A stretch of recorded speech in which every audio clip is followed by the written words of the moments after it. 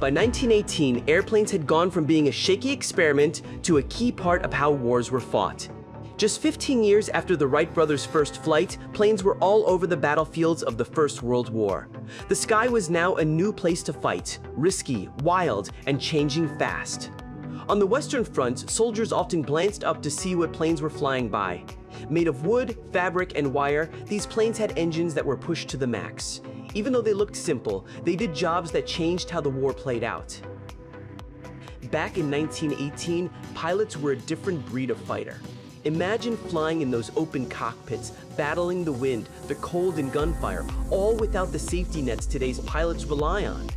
Most of the time, they didn't even have parachutes. They found their way using simple instruments, maps, and what they'd learned from experience.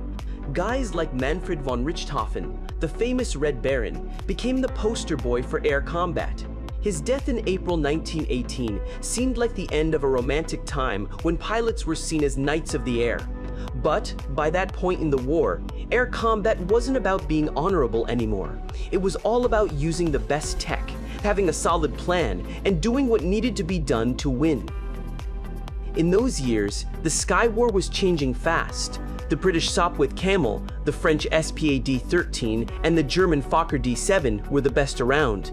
These fighters were quicker, could turn easier, and had more gun power than older planes.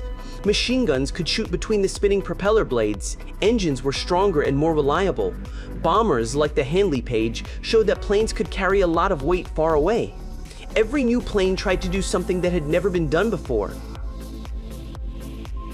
In the last year of the war, planes did many important jobs.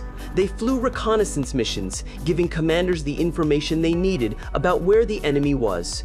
Observation planes helped direct artillery fire so it hit its targets. Fighter planes flew around to keep our planes safe and fight off the enemy. Bombing runs hit supply lines, railroads, and factories. These missions weren't fancy, but they showed how air power could be used to attack the enemy far away. Every flight was dangerous, with things like engine trouble, anti-aircraft fire, and enemy fighters. But there was a big need for more and more air missions. As 1918 went on, having the upper hand in the air mattered more and more. If you controlled the skies, your armies could move around better on the ground. It meant you could scout enemy positions, keep your own troops safe as they moved forward, and mess with the enemy's supply lines. Planes didn't win the war by themselves, but they were super important in the final Allied pushes. After the armistice was signed on November 11, 1918, everyone knew things were different. Airplanes had shown they were useful not just for war, but as a cool new tech with a lot of potential. When the war ended, tons of experienced pilots and planes came back home. They were the first to fly commercial airlines, deliver mail by air, and start international flights. What they did in 1918 changed flying forever. Modern aviation grew out of those old biplanes from World War I. That's why the year 1918 was important. It changed how we saw the sky, turning it from something unknown into a key part of the world.